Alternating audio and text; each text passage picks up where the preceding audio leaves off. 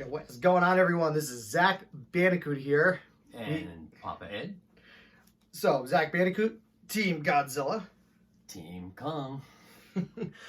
Yeah, we got back from seeing long-awaited Godzilla versus Kong. To say highly anticipated is an understatement. Absolutely. And I saw the original King Kong versus Godzilla in 1963-64. I was about 7 years old. I remember seeing it with my dad and sister, and we watched it the other day. We watched it this morning, as a matter of fact. Yeah, the original. Before we went to see Godzilla versus King Kong, and it was so terrible. It was fantastic. Absolutely, it's a charming kind of bad.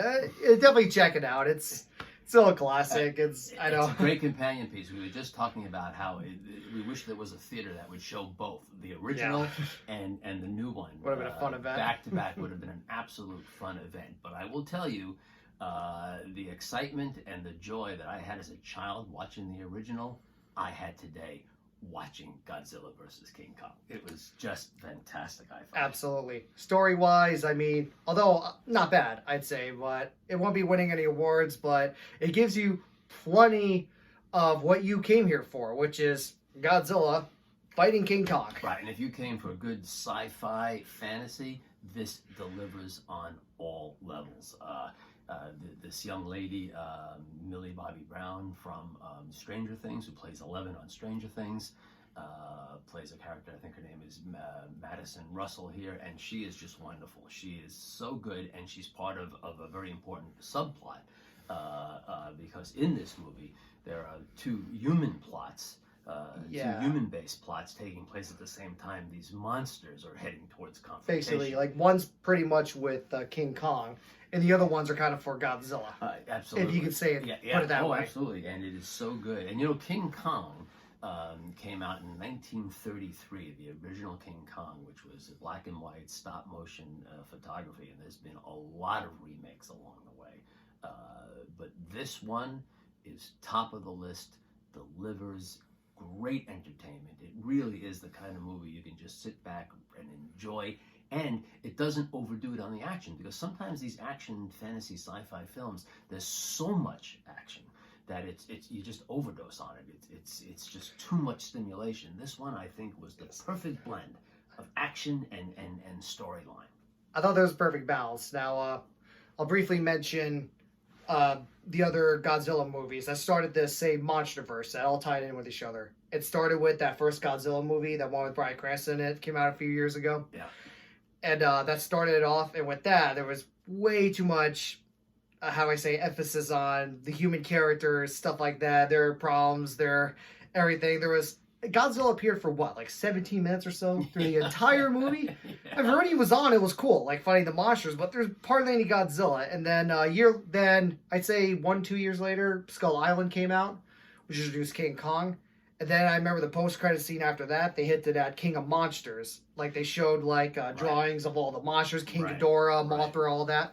And then King of Monsters came out later, which had, Godzilla taking out all the monsters, Mothra, King Ghidorah, the three-headed dragon. Oh, and this reminds me of how great the opening credits, because in the opening credits, they're showing you scenes of all the other monsters fighting both King Kong and Godzilla. The other movies. And they're leading up, and they're putting their images in these little squares, like brackets. Moving on to the next round. Like you would see in a tennis champion or a basketball championship with the two remaining monsters. Final round, Godzilla versus King Kong. Really, really good. Oh, and by the way, a shout out to Barnes, Barnz Cinema, where we saw it.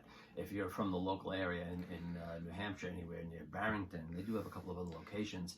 Really support them, because the theaters are hurting. They're trying to get back into action now after COVID.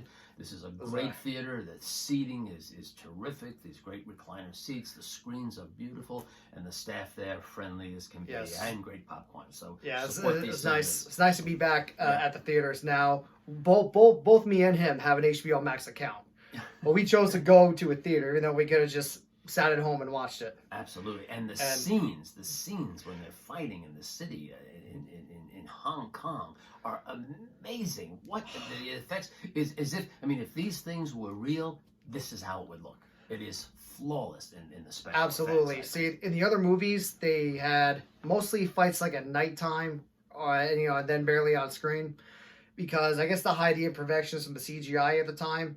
But with this, they're fighting in broad daylight, and you can tell they absolutely went all out. This was the best looking version of Godzilla and King Kong, period, Absolutely. of any movie, in my opinion. And it looked fantastic. Their facial expressions, you can tell like, what they were thinking. Amazing. And like the interactions, like King Kong has with the little girl. By the way, this is spoiler free. It's in the title. Trust me, nothing we're saying you have not seen from the trailers. Right, right. Oh, and by the way, and if you want to go back to that original King Kong for a laugh, to see the attempts they made at special effects back in the '60s, I mean, it is absolutely laughable. Absolutely. What they did in trying to make the film. Yeah, it has its moments. Yeah, those definitely don't compare. But anyway, the interaction he has like with the girl, with as you see from the trailer, Lego's head dish, she like communicates with him. And the fight scenes are incredible. That first time they're meeting on a boat and in the water, and fighting in there. Yeah. And of course, the best part was in like which you know from the trailer, Tokyo, all lit up, fighting King Kong like with the axe thing. Right. And Hong Kong actually.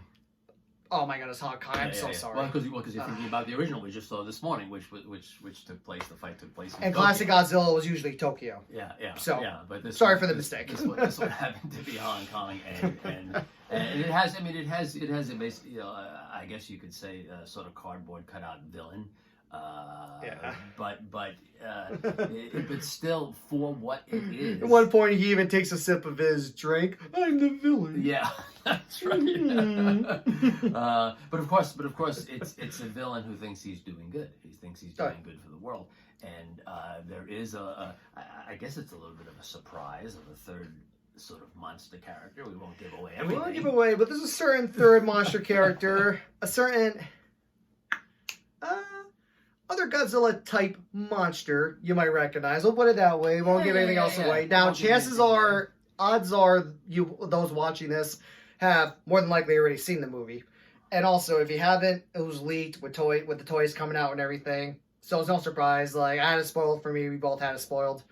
But it is awesome. So there's more monsters involved. Right, and there's shout outs all over the place, not only to the original King Kong versus Godzilla, but there's shout outs even to the original 1933 King Kong. Little Easter eggs. Easter egg, like similar things that happen. Like, and this is in the trailer. I can give this away. Like in the original, they carried King Kong away in like these balloons and string, and King Kong up like this in the original. And in the new one, which is in the trailer, King Kong, is being lied down, all knocked out, being carried away by Apache helicopters. Right. When we say original, we don't mean the 1933 King Kong. We mean the 1963 Godzilla versus King Kong. So there's a lot of Easter eggs. Godzilla versus King Kong. Right, like you said, original ones too, right? Right. Well, the original King Kong, they transported him on a barge, and they get that shout out here. Absolutely. As well. Right. Yeah, I didn't think about that. And then nods to the classic Godzilla movies, of course. Yeah. Like him going into, it's not Tokyo, it's Hong Kong this time, but still, just even hear the classic Godzilla music in the background. And like I said, this is one of the most visually stunning movies I've seen in a while. My goodness. I've seen it in theater. And you hear so often people refer to something as a popcorn movie. A movie you can just sit, eat your popcorn, and just sit back and enjoy the entire thing. Absolutely. This is a popcorn movie. The ultimate popcorn movie. Thumbs up all the way. When it comes out, I'm going to buy it when it comes out on Blu-ray, I think, because I want to have that as part of my collection. You're not going to get like extreme like deep thought movie or anything, or like a message, or anything, any kind of real mind-boggling thing for the most part. It's just it is what it is. They have Godzilla, King Kong. The story came after, which it shows, but it wasn't that bad at the same time for what they did, the story and how to get these two together to fight. And I thought overall it worked. And it's pretty smart sci-fi. There's some pretty smart sci-fi elements to it. Which is so I want to say. Like from what I heard before, like I've heard like other reviews on it and everything. From what I was hearing, people are like, even people who like the movie were like, story's absolutely trash and terrible. You're just gonna be here to see monsters fighting. Honestly, I don't think the story's near as bad as people are making it out to be. No, not at all. I mean, the storyline, the plot points moved it right along, and I had no problem with it. I mean, it wasn't anything super complicated, but that's okay, Yeah. Especially for a movie like this, Again, you want these two on screen fighting which is the majority of the movie, so you won't be disappointed there. No. But at the same time, like we said, it's not overbearing. That's true. You get a breather in between the action scenes, and it's always good in a movie like this to have that breather, where you follow along not only the other plot points, but some good, well drawn, colorful characters. And I think we have that here. That's easy for me. Yeah, I mean, personally, some characters I found, like on the Godzilla side, a little bit, still kind of charming and funny, but a little bit annoying at the same time. I mean, that's just me.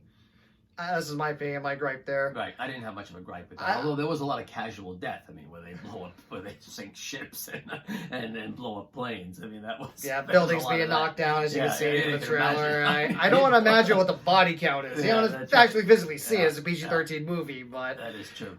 So yeah, and it's true. It's fine that PG-13 rating is good. I think it's a healthy rating for a film like this. More people will get to see it. It really. They knew exactly what they were doing, and it's so great that this film has already made its money back. It has already made its money back, so everything now is pure profit for the film, which is a great sign that people are hungry for not only a good film, fun film, but that they want to get back to these theaters. Back to theaters. Now, this is incredible for the situation happening for, I don't name it on my channel, I refer to it as the bug. For a debug going around and all restrictions and everything. It's incredible how this has been doing. And not all theaters are fully open, and they're not open at all in some cities still. Absolutely. Like we couldn't go to Regal, couldn't go to Cinemagic. I don't think a single movie theater is open in the state of California.